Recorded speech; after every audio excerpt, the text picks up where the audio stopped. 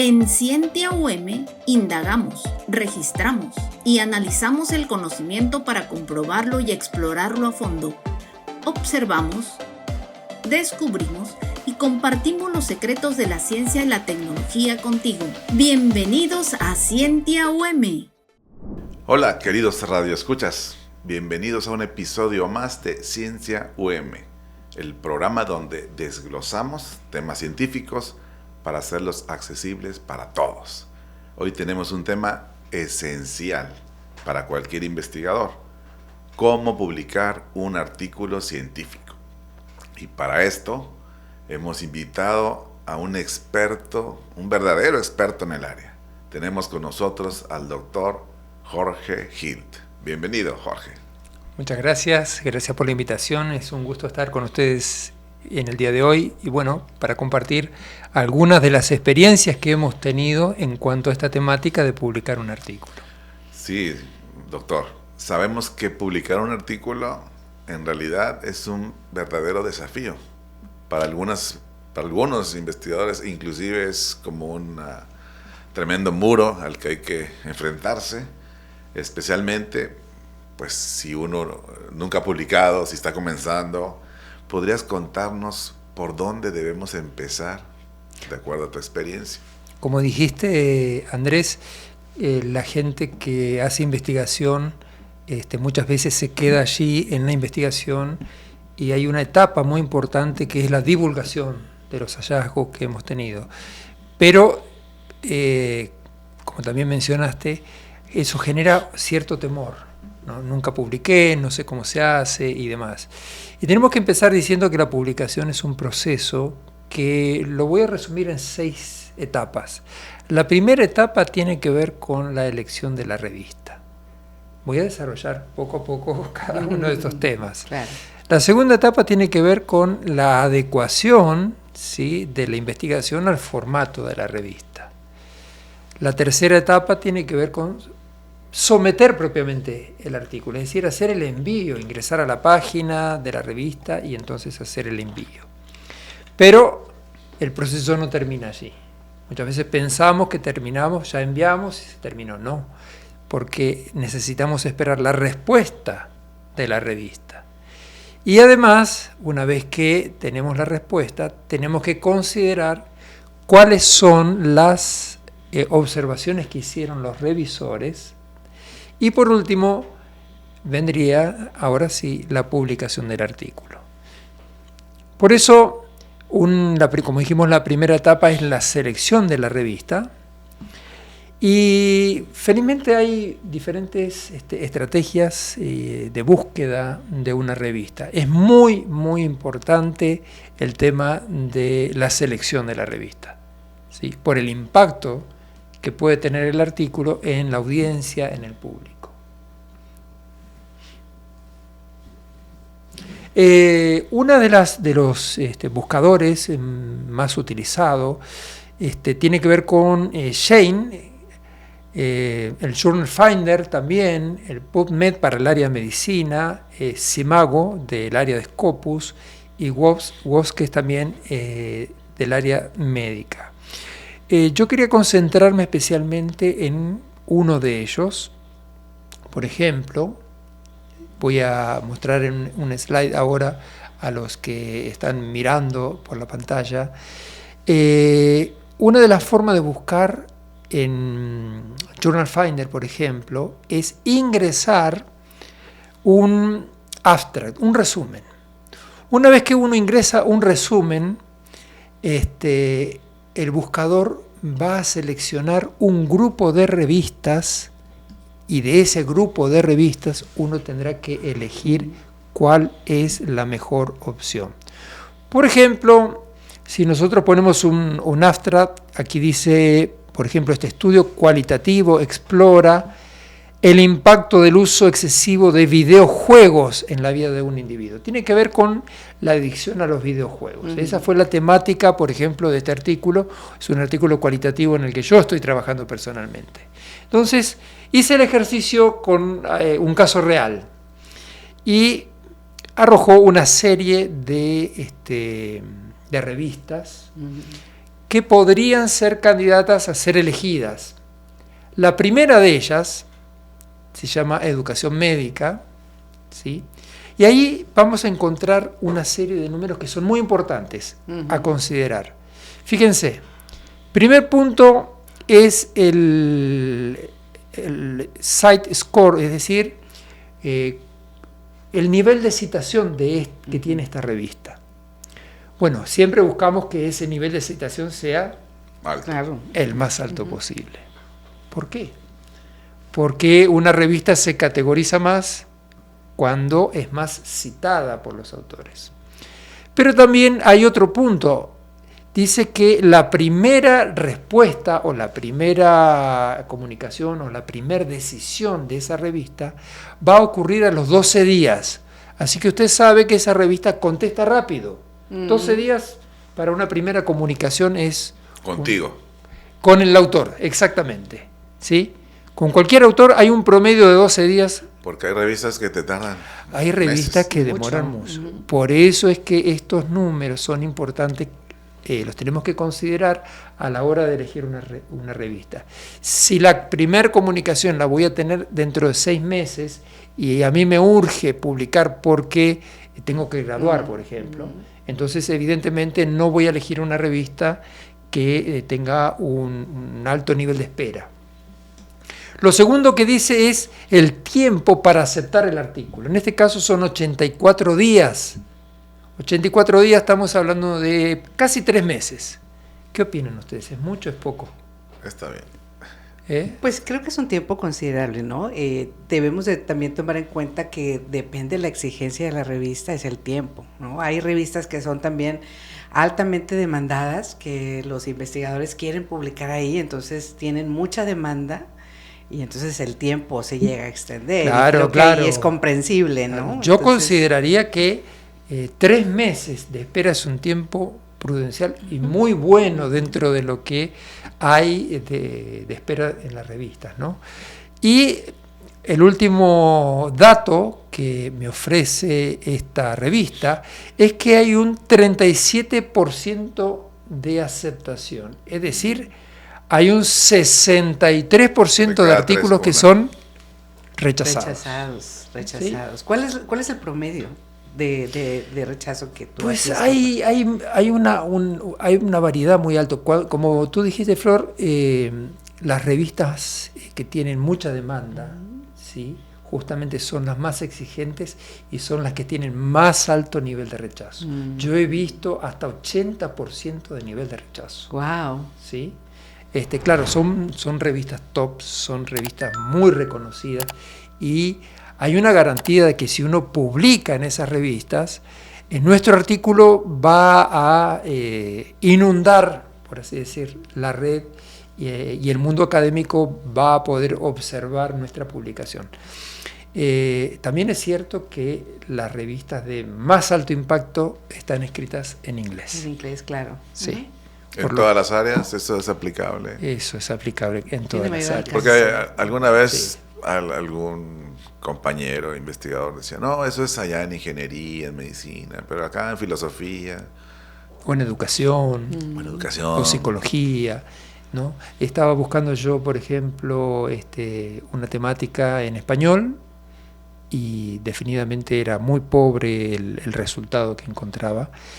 Y cuando pusimos los mismos términos en inglés, pues fue una explosión, ¿no? Es decir, en la mayor parte del mundo, yo me animo a decir que un 80-85% de la publicación académica está en idioma inglés. Sí, definitivamente. Entonces aquí tenemos algunos indicadores. Es cierto que este Journal Finder nos va a arrojar un montón de revistas. Nosotros tendremos que elegir una. Vamos a suponer que elegimos esta, la primera, ¿no? Entonces, sí, ¿cuál sería el siguiente paso? Sí, suponemos ya tenemos nuestra investigación, ya hemos elegido una revista, ¿qué sería el siguiente paso? Bien, me voy a desviar un poquitito, ¿no?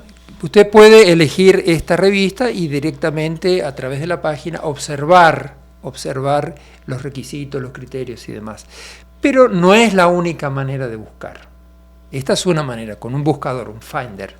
La otra manera, por ejemplo, sería trabajar con SJR, que es Simago Journal Rank. Aquí tenemos el slide. Y con Simago tenemos algo interesante. Usted puede buscar de diferentes maneras. Puede buscar por área temática, puede buscar por países, y básicamente esas serían las dos. Vamos a tomar un ejemplo.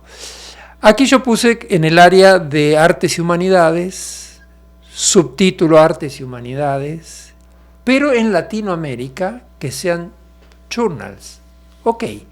¿Habría algunos elementos más que podría haber incluido? Sí, por ejemplo, que sean open access, es decir, revistas que estén abiertas al público, que no haya que pagar. Y fíjense que las primeras que encontré son de Colombia. Las revistas en esta área, ¿no? De Artes y Humanidades, las mejores rankeadas son de Colombia. De Colombia. Interesante, las tres primeras. Justamente, justo hoy que no está nuestra colega, yo que iba a decir, bueno, mira, Adriana, aquí está Colombia presente. Sí. Un tema importante es que las revistas se categorizan por un cuartil. Hay revistas que están en el cuartil 1, 2, 3, 4. ¿Qué es esto de los cuartiles? Sencillamente, del rango mínimo al rango máximo de citación se divide en 4, entonces aquellas revistas que son más citadas están en el 25% más arriba y se les llama revistas Q1, cuartil 1. Estas que estamos considerando acá y que son de Colombia están en el cuartil 2, ¿no? Con un índice de citación de 0.3, así como están mencionados aquí. Este es otro criterio, otra forma de buscar por regiones, buscar por países, buscar por área temática y demás. Y esta es una de las maneras más usadas, ¿no? Vuelvo a decir, cuanto más alto es el cuartil, mejor categorización tiene, y eso nos está indicando de que los artículos de esa revista se citan con frecuencia. Claro, sí. No, y estas revistas, por estar en un cuartil más alto, tienen un proceso más riguroso, ¿no? De revisión por pares y de rechazo, como estábamos mencionando.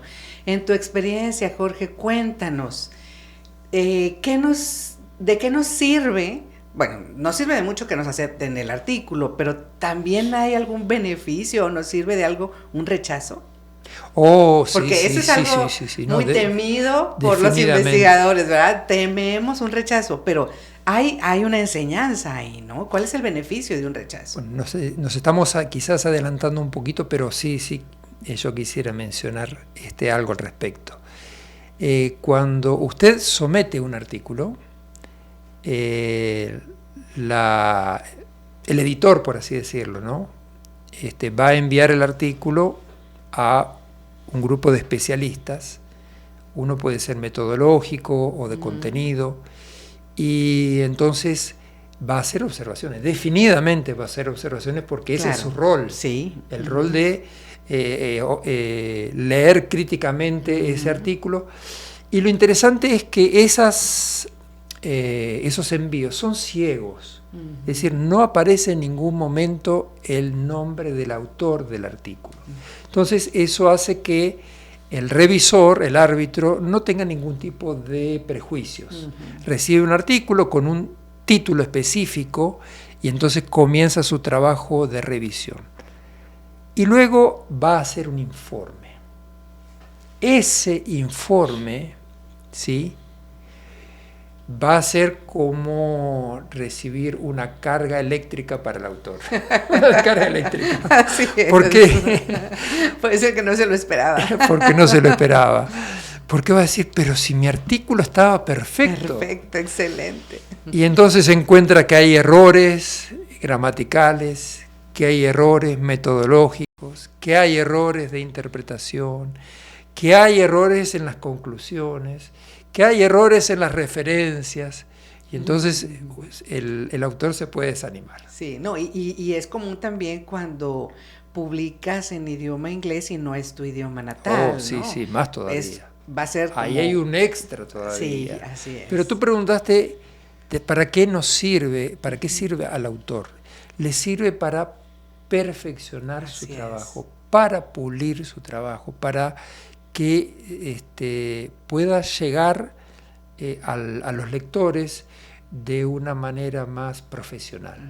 Entonces, lejos de enojarnos por las observaciones que nos hacen, en realidad las observaciones de los árbitros lo que hacen es mejorar nuestro trabajo y ellos se convierten en nuestros aliados. Yo tengo que tomarlo así. Los árbitros son nuestros aliados. No los vamos a conocer porque tampoco el autor conoce quién hizo la revisión de su artículo. Por eso se llama de doble ciego. El autor no conoce quién es el árbitro y el árbitro no conoce quién es el autor. Eso garantiza la profesionalidad del trabajo.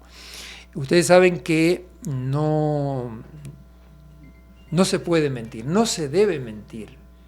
Y cuando una revista dice que tiene arbitraje, debe tenerlo y debe garantizar, ¿sí? Debe tener archivos de los dictámenes de los árbitros. Hablando de los árbitros, no siempre los árbitros responden favorablemente. Así es. O sea, todos quisiéramos que vamos a enviar un artículo, que nos dijeran te felicitamos por tu artículo. No tienes otro. Va a ser publicado en el primer número, apenas podamos te lo vamos a publicar. Pero eso no ocurre. Generalmente los artículos tienen observaciones. Muy raramente un artículo regrese sin una observación. Pero vamos a suponer que sí, que hay un artículo de un autor muy reconocido, ¿no? Y entonces la revista prácticamente no tiene observaciones. Los árbitros no hacen observaciones. Así que ese sería lo mejor que nos puede pasar. Es decir, una aceptación del artículo sin observaciones. Atípico, totalmente atípico. Lo más común es que se lo acepte, pero con observaciones. Con observaciones, sí, claro. Sí. Y esas son las observaciones que nosotros tenemos que dar respuesta. ¿Cómo se da respuesta a esas observaciones? Generalmente en una tabla de 2 columnas.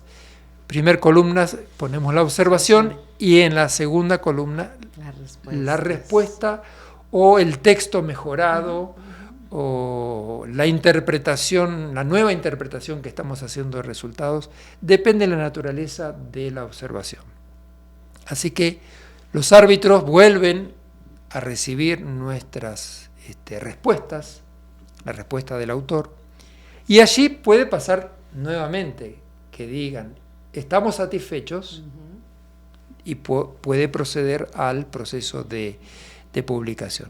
Pero puede ocurrir que no, sí. Que haya una segunda vuelta, sí. ¿sí? Donde haya que hacer nuevas correcciones y entonces tenemos que hacer esas correcciones y enviarlas nuevamente a los árbitros. Y la tercera forma en que pueden responder los árbitros es directamente diciendo que no se recomienda la publicación de nuestro artículo. O sea que cuando hay recomendaciones uno debe de estar contento. Por supuesto. Porque significa que ya estamos por buen camino. Va encaminado, ¿no? Y es que es un proceso de aprendizaje al final de cuentas para el investigador, ¿no? Sí, ya lo creo que es. Los que hemos publicado y sabemos de qué se trata, a veces no nos gustan, ¿no? Como dije, las observaciones, pero definitivamente sí hacen que el producto final quede mucho mejor. Y hay mucha riqueza en eso. Doctor, ya nos has estado comentando algunas cosas que debemos evitar, o errores, pero ¿habrá alguna otra recomendación que le digas tú a los investigadores de errores comunes que cometemos y que deberíamos evitar? Sí. Hay algunos motivos por los cuales un artículo se puede rechazar. Uno de los motivos es la falta de originalidad del artículo. O sea, un artículo tiene que ser novedoso, es decir, tiene que haber algún elemento nuevo que contribuya al conocimiento. Si estamos sencillamente replicando otro estudio u otros estudios de la misma manera, ¿sí?, con las mismas variables, con poblaciones similares, en el mismo país inclusive, pues no tiene mucho caso. No hay un aporte, no hay aporte. Interesante. Exactamente, ese sería un motivo. Un segundo motivo sería el hecho de tener objetivos poco claros. Uh-huh. A veces no hay coherencia entre el objetivo y el estudio en sí. O sea, digo que voy a hacer una cosa, pero en realidad los resultados muestran otra cosa. Los problemas metodológicos también, no conocer, no expresar con propiedad cuál es la metodología, porque uno de los principios de los artículos es la replicabilidad, es decir, que otro pueda leerlo y eventualmente, si quisiera replicarlo, pudiese hacerlo. Por ejemplo, si estamos en el área de la agricultura y hay un tratamiento novedoso, ¿verdad?, que ha logrado obtener mejores rendimientos de las cosechas, pues otra persona quisiera tener esa misma experiencia, quisiera saber cómo lo hiciste. Uh-huh. Si el camino, la metodología no es clara, pues entonces ese podría ser un motivo de rechazo. Otro motivo podrían ser análisis estadísticos o metodológicos inconclusos, débiles, o tener una revisión de literatura incompleta, irrelevante, desactualizada, ¿verdad? Me estoy acordando en este momento de un punto importante que tiene que ver con el formato de las revistas. Las revistas tienen un formato y muchas veces un buen artículo puede ser rechazado sencillamente porque no siguió el formato de la revista, ¿sí? Así que no es solamente cuestión de escribir el artículo, sino que hay que escribirlo de acuerdo al formato de la revista en la que queremos publicar. Un error podría ser que uno escribió, mandó a una revista, esa revista lo rechazó, y así como está, lo mandamos a otra revista sin haber considerado cuál es el formato que tiene justamente esa revista, ¿no? Claro, sí. Problemas éticos podría ser otro. Problemas éticos, es decir, hay algunas cuestiones de la investigación que hay que considerar. Sobre todo cuando hay riesgo de vida humana, tratamientos o intervenciones con menores de edad. Hay cuestiones éticas que hay que mencionar y hay protocolos, ¿verdad?, que hay que cumplir. Doctor, sí. Nosotros sabemos que es editor de una revista. Bueno, en algunas revistas te solicitan la carta o la autorización del protocolo, de la revisión del comité de ética o del comité de investigación, sobre todo en el área de salud. Eso es lo que ese sabemos, podría ¿no? ser un motivo más. Si allí en el caso de la RIE ustedes le piden a los investigadores una carta. En el caso, como tú mencionaste, en el área de la salud es más, casi que diría, imperioso presentarlo, ¿no?, como obligatorio. En el caso de las ciencias, de las humanidades, no es tan así. En nuestro caso no lo exigimos, pero creo que sí se pide una declaración en el texto en el cual se mencione que se han solicitado los consentimientos informados como punto. Pero no el caso de tener los dictámenes de los comités de investigación o de ética. Pero yo he observado que hay revistas que sí lo piden. ¿Sí? Por eso dentro de las normas de las revistas está explicitado si es necesario incluirlo o no es necesario incluirlo. Yo quería mencionar otro punto que tiene que ver con la declaración de conflicto de intereses y la forma de financiamiento. También nosotros, en algunos artículos, observamos que empieza a ser más común este punto. La gran mayoría de las revistas, los autores manifiestan que no tienen conflicto de intereses, es decir, que no están escribiendo a petición de alguien especial, y también están manifestando las fuentes de financiamiento. A veces hay organismos que financian investigaciones y es necesario mencionarlas. El CONACYT, el Sí. Ministerio. O una organización, ¿no? Si una universidad está financiando o patrocinando, hay que mencionarlo. Si una ONG está financiando, hay que mencionarlo. Entonces, estamos observando que muchos artículos ya empiezan a incluir este ítem de el conflicto de intereses y la forma de financiamiento como un punto más dentro de todo lo que tienen que incluir en el artículo.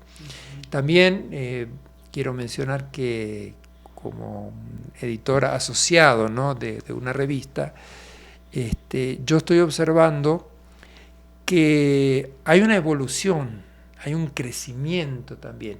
Uno va mirando qué es lo que hacen las revistas top, ¿no?, las más citadas, las que mejor rankeadas, y entonces va tomando elementos de esas revistas y las va incorporando en su propia revista. Así que nosotros también estamos en ese mismo proceso en la revista RIE y hemos incorporado algunos elementos nuevos recientemente, y estos serán algunos puntos que también tendremos que considerar, ¿no?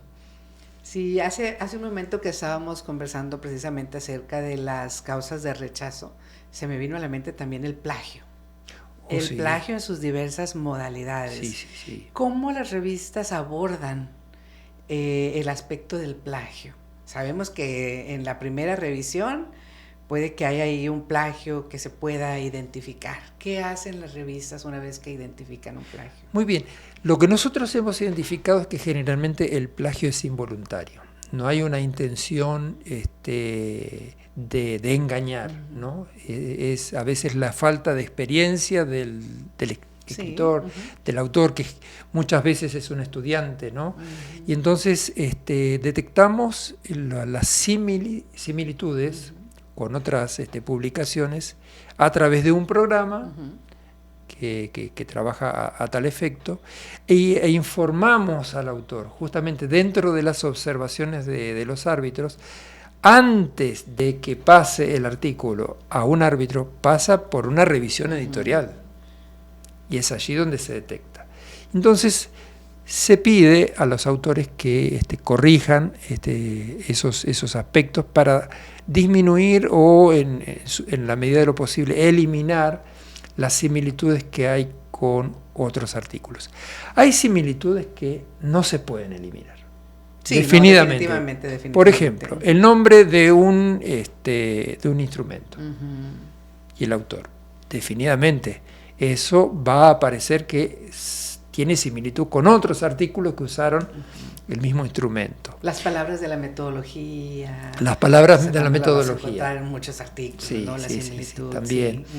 Sí. Otro punto son, por ejemplo, los nombres de las dimensiones del instrumento. Así es. También. Entonces, las dimensiones del instrumento no las podemos cambiar. Tienen que ser esas dimensiones porque los autores así crearon el instrumento.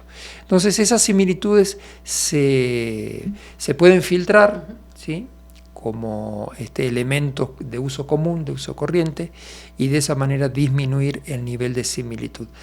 Generalmente la respuesta de los autores es favorable, se eliminan, se reducen las similitudes y se pasa.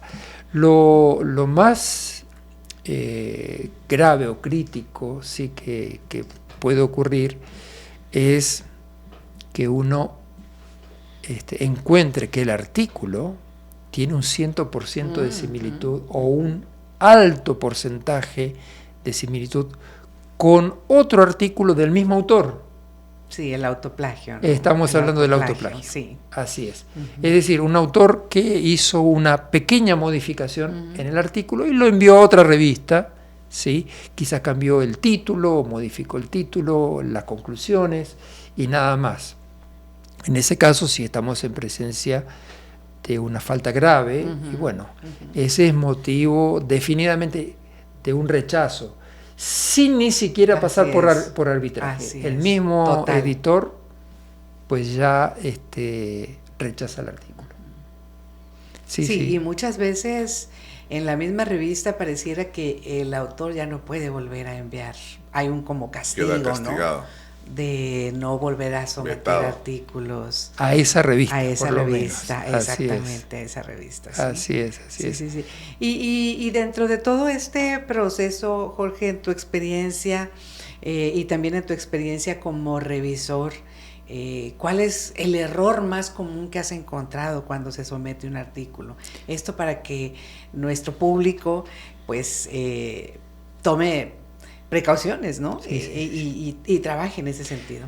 Mira, lo que nosotros con el editor más hemos encontrado son errores de redacción. Se escribe de una manera poco académica. Es un aprendizaje también, claro, por supuesto. Sí. Y entonces hay problemas, por ejemplo, en la conexión de un párrafo con otro. El inicio de, por ejemplo, de un párrafo, muchos comienzan diciendo, fulano de tal mencionan, fulano de tal declara, fulano de tal encontró. Siempre. Y entonces encontramos que no se discuten ideas, ¿no? Entonces, cuando uno escribe los hallazgos, lo que tenemos que resaltar son los hallazgos de los estudios anteriores. Y esa es una habilidad que uno tiene que encontrar. Cuando uno lee varios artículos que encontraron lo mismo, pues entonces puede redactar un párrafo con el hallazgo principal y entre paréntesis agregar a todos aquellos autores que hayan tenido el mismo hallazgo o un hallazgo similar. Entonces yo creo que en la experiencia nuestra los errores más grandes son errores de escritura. ¿Sí? En segundo lugar están los errores metodológicos. ¿Sí? A veces no coinciden, por así decirlo, el objetivo, ¿no? La falta de congruencia, la declaración, ¿no? de la falta de congruencia y la metodología y todo lo demás. Entonces esa falta de congruencia sí existe. Y es, bueno, hacemos docencia, realmente hacemos docencia a través de la revista y a través de las observaciones. Y a lo largo de este proceso al que se somete el artículo, ¿qué riqueza se encuentra cuando el revisor son, digamos, de distintos países? ¿Hay alguna contribución? ¿Hay algún aporte? Digo, aquí tú eres de un país, nosotros somos de otro, nuestros colegas de otro. ¿Hay una riqueza en ese sentido hacia el investigador? De hecho, lo voy a mencionar a nivel de revista. Una revista se categoriza cuando los autores o las contribuciones provienen de diferentes países. Se busca esto. De hecho, hay una métrica para indizar donde uno tiene que informar qué porcentaje de artículos son nacionales, locales, y qué porcentaje son contribuciones de extranjeros. Y para poder cumplir con el requisito hay un ratio, no recuerdo en este momento si es un 70-30, un 60-40, no lo recuerdo, pero sí hay un ratio que uno debe cumplir para que pueda acreditarse ese ítem dentro de la indización. Entonces sí, en primer lugar la revista se categoriza por tener contribuciones de diferentes países, diferentes lugares. Y de hecho también los revisores deben pertenecer a diferentes países e instituciones ajenas a la institución que es la patrocinadora de la revista. Entonces eso sí le da un tono más serio a la revista y es un punto más de, como quien dice, para indizar. Sí, definitivamente. Y sobre todo creo que en ese sentido pues encontramos gran riqueza, ¿no? Porque diferentes miradas. Sí, ¿no? Y por ejemplo, cuando vemos una bibliometría y vemos qué países están contribuyendo en el estudio de una variable, entonces vemos, en México hay poco estudio sobre este tema, ¿no? Y no sé, en Italia hay mucho estudio sobre este tema. Quiere decir que podemos encontrar expertos en Italia que pueden contribuir en nuestro proceso de la revisión de artículos en la revista, ¿no? Eso fortalece también, ¿no?, a la revista. Y ahora, ya que tocaste un tema sobre gente de otros países, se estila mucho en estos momentos a los trabajos colaborativos, es decir, trabajos en los cuales los autores están en diferentes partes del mundo y hacen trabajos sobre una temática específica, ¿no? Abordándolos en conjunto con diferentes miradas, y esos son trabajos que realmente enriquecen mucho. Así es. ¿Y qué recomiendas, Jorge, si un investigador quiere que su artículo, su investigación sea más citada? ¿Hay algunos perfiles que debe de tener? ¿Hay algunas plataformas en las que el investigador pueda por ahí publicar su artículo de tal manera que pues tenga una amplia divulgación? Sí, hay algunos consejos, ¿no? Para un estudiante, primero voy a mencionar a un estudiante, por ejemplo, de posgrado, de maestría, que está haciendo una investigación, que la concluye, que quiere publicar. Mi recomendación primera es asóciese con alguien que ya tiene experiencia, ¿sí? El hecho de asociarse con alguien que tiene experiencia va a ser como una segunda escuela, ¿no? En segundo lugar, una vez que uno publica un artículo, tiene que difundirlo en las redes sociales. Tiene que hacer todo lo posible para que ese artículo llegue a la mayor cantidad de gente posible. Uso de redes sociales, de las diferentes plataformas que hay y demás. Hay, como quien dice, usar el platillo y darle con todo el platillo. De investigadores, ¿no? Exactamente, sí. O sea, no así que como que precisamente TikTok y eso. No. Estoy hablando de ResearchGate. Sí, exactamente. Plataformas de investigación. Las plataformas sociales también son útiles, vale, ¿no? Porque ahí tenemos grupos de amigos que a su vez pueden ser colaboradores y pueden ayudar en la difusión. Entonces, resumiendo, diría sí, asóciese con alguien que ya publica, y una vez que publicó, haga todo lo posible para usar estas plataformas académicas y no académicas, sociales, para que la gente sepa que hemos publicado un artículo.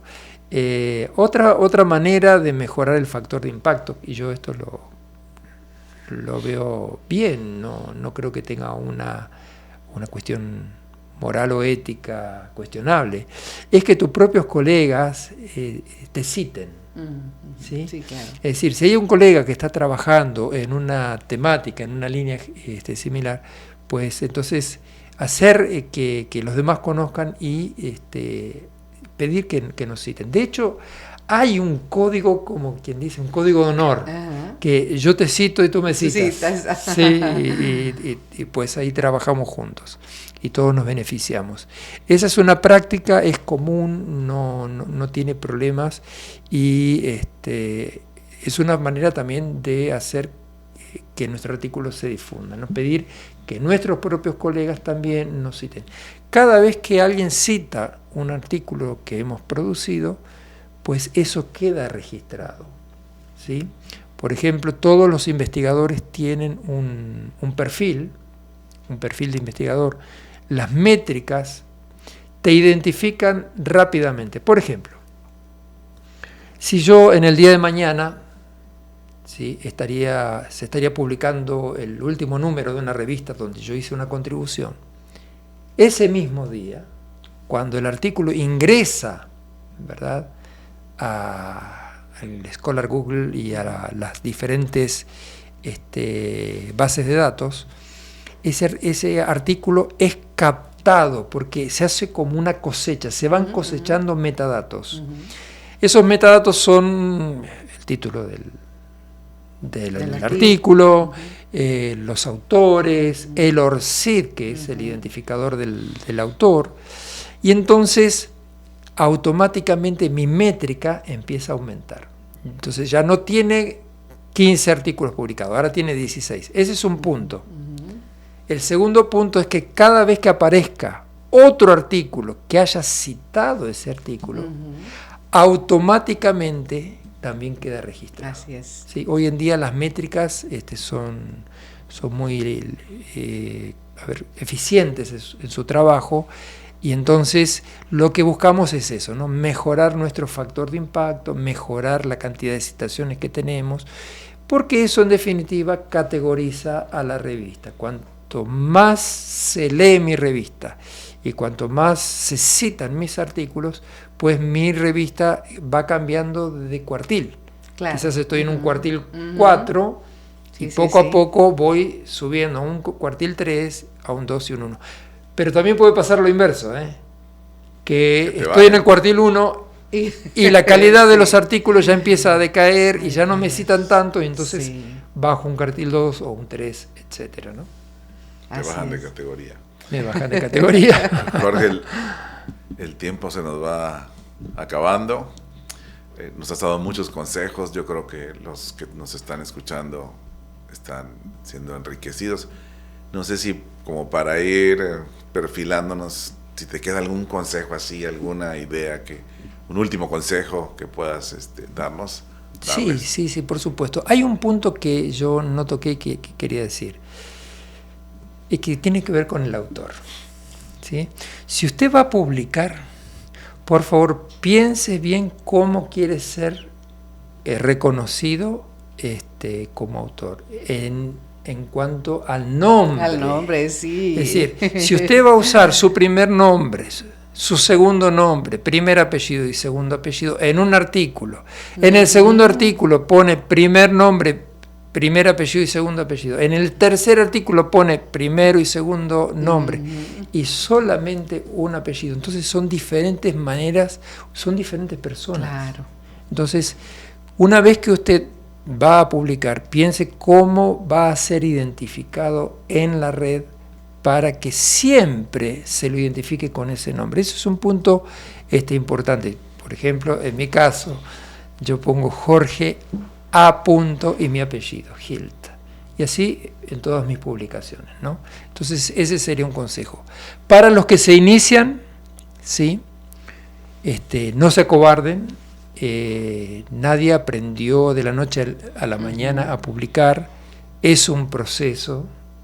A medida que uno va publicando artículos, va adquiriendo mayor habilidad y lo va haciendo más rápido.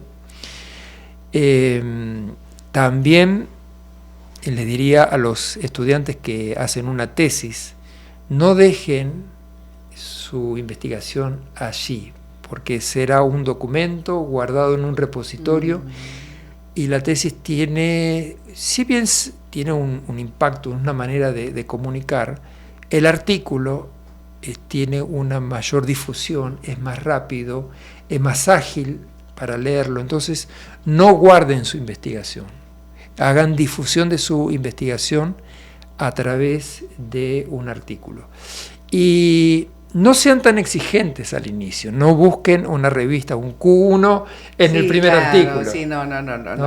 Vayan con revistas menos menos impacto, podríamos decir, y a medida que ustedes vayan creciendo como autores, entonces vayan buscando revistas de más alto impacto.